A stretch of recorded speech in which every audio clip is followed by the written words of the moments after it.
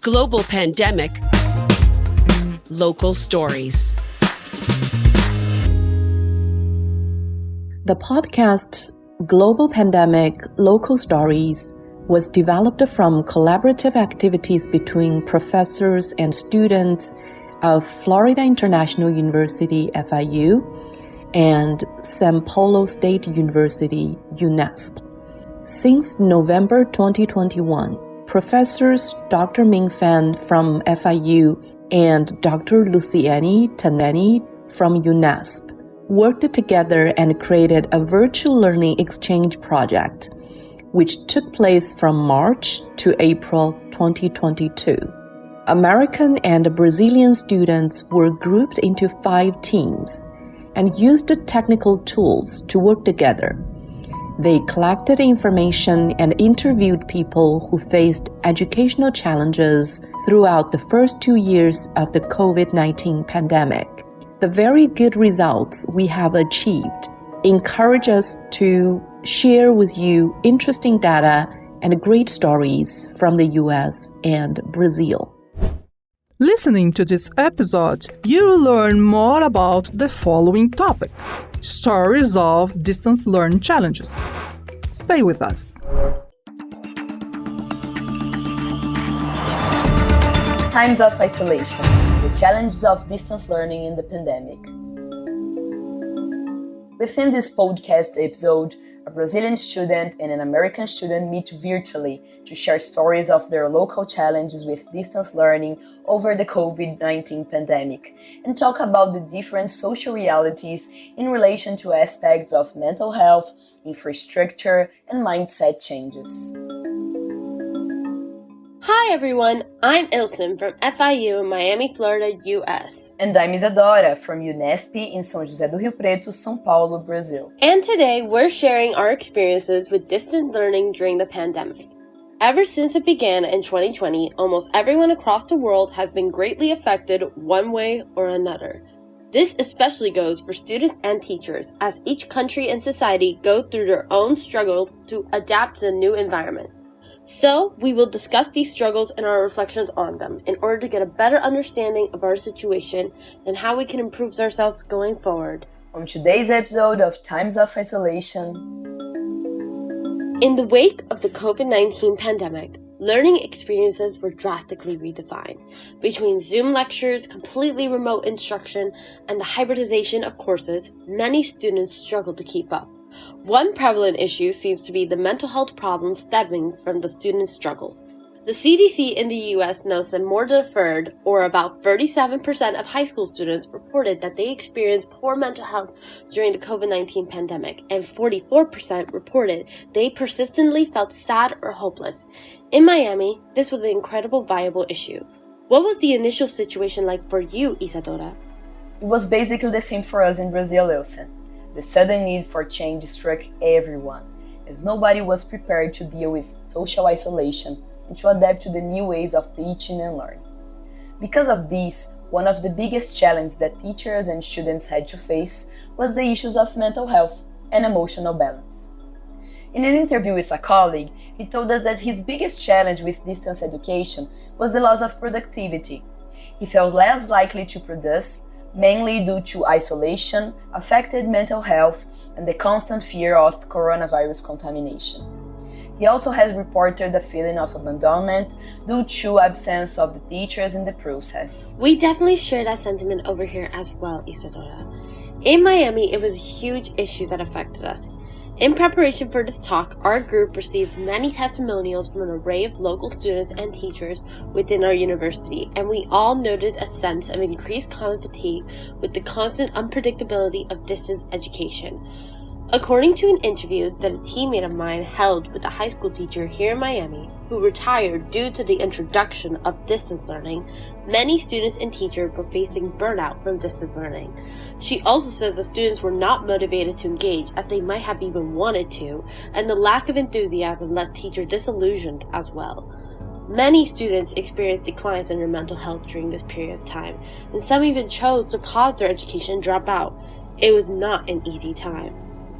On top of that, Not only did the emotional weight of the classes themselves hinder student performance at this time in Miami, but the need for certain resources and upkeep had greatly increased as a result of switching to online learning. Though students have shown that 18% of students have more flexibility during distance learning, many students here had other experiences, finding the classes hard to integrate into their lives due to lack of time and access to certain resources. Yeah, Ilsen, the lack of resources and infrastructure were definitely a big problem for most Brazilian students and teachers. According to data from the Brazilian Institute of Geography and Statistics, published in 2018, 20.9% of Brazilian households do not have access to the internet, and 99.2% of households have cell phones, but many families share a single device. The limited internet access certainly worsened access to education when COVID hit, as education became more dependent to the access to internet than ever. In school education, according to Professor Doctor of Education Elmara Souza, middle and upper class families have a privileged structure that contributes to the development of school activities. But lower class families have few rooms where several people live, which ends up making it difficult for students to dedicate themselves to school activities. Maria, a 7th grade student, told us that she had to share a cell phone with her father, which means she didn't have it any time she needed for online classes. Similar issues have happened in Florida as well. Attendance at high poverty schools dropped an average of 12% after the switch to online learning. It is also harder to find accommodations for English as second language students or disabled students here due to the lack of resources from distance learning. Some students had technical problems daily at home. Some students had to share a computer with families, and others couldn't access the specific learning software they needed to complete their assignments. 70% of the economically disadvantaged in the student body were not learning due to all of these issues, according to the faculty at MacArthur High School in Broward County. Yes, these issues definitely widen the gaps of education at the societal level. To handle the challenge of distance learning at the individual level was the need for a mindset change in order to adapt to this new reality.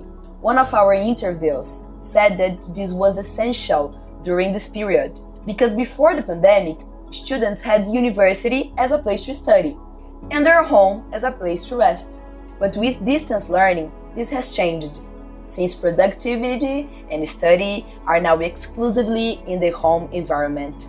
The boundary between the place to rest and the place to study has become blurry. In listening to all of these stories, I cannot help but recognize the dramatic adaptations that we all had to accept. On a global scale, it seems that education as we know it has changed permanently as a result of this.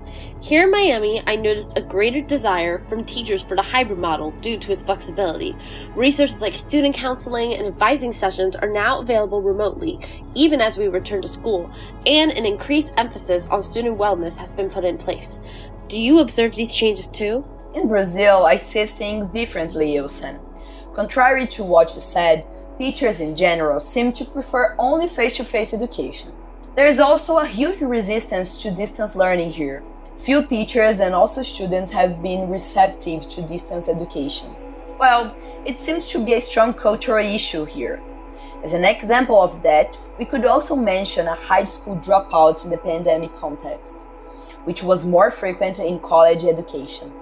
According to the State University of Campinas, the number of enrollment cancellations without explanation increased from 11 to 1,634 between 2019 and 2020. I agree in terms of enrollment. When it comes to enrollment with distance learning, our local Miami-Dade college saw a big drop in enrollment in fall 2020 with an average of 17% decline. While students and teachers have preferred face-to-face learning, distance learning has allowed them to be more flexible. Homework is mostly done virtually, classes are being switched to hybrid, and students are learning how to communicate more efficiently online. I believe that students and teachers are finding a way to have a balance between online and face-to-face learning. Well, I believe that we can see that the difficulties faced by teachers and students in distance learning are very similar in Brazil and in the US. The differences seem to be related to cultural issues between the two countries, right? Absolutely. In the US, it is more about the individual, and in Brazil, it seems to be more about the collective group. It is much easier for an individual to adapt to their own particular needs and to work out what works better for them. With a group, one must focus on all the collective needs for a group, and therefore distance learning can be seen as much harder. Thank you so much for joining us for today's episode of Times of Isolation. We hope this is not only an educational, but thoughtful experience for you, as we all need to adapt to these new local and global changes.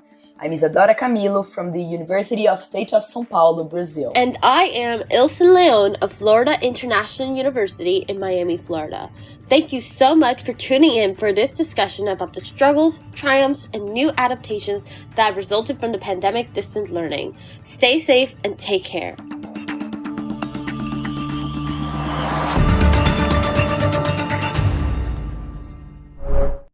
We are grateful for the contributions of the interviewees, the technical support of Romulo Borim, Laboratory of Phonetics at Unesp, and the academic support of Stephanie Dotcher at FIU, the coordinator of the Collaborative Online International Learning COIL, and Ana Cristina Solomon at Unesp, the coordinator of the Brazilian Virtual Exchange, Bravi. Give us your feedback, sending emails to mingfang@mifang@fiu.edu. And Luciane Tenani at luciane.tenani@unesp.br. Thanks for listening.